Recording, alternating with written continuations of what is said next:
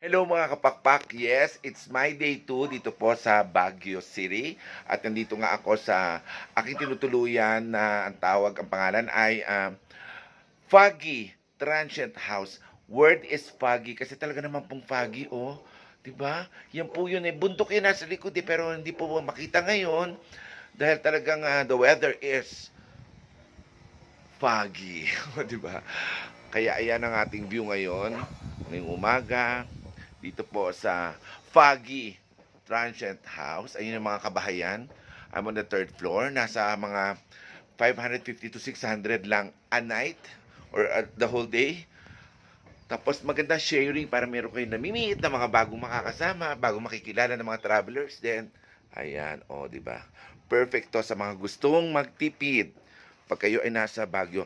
Actually, dito daw po sinuting yung yung La Presa na ni Liz at saka ni Ken, yung Liz Ken, doon po daw yun.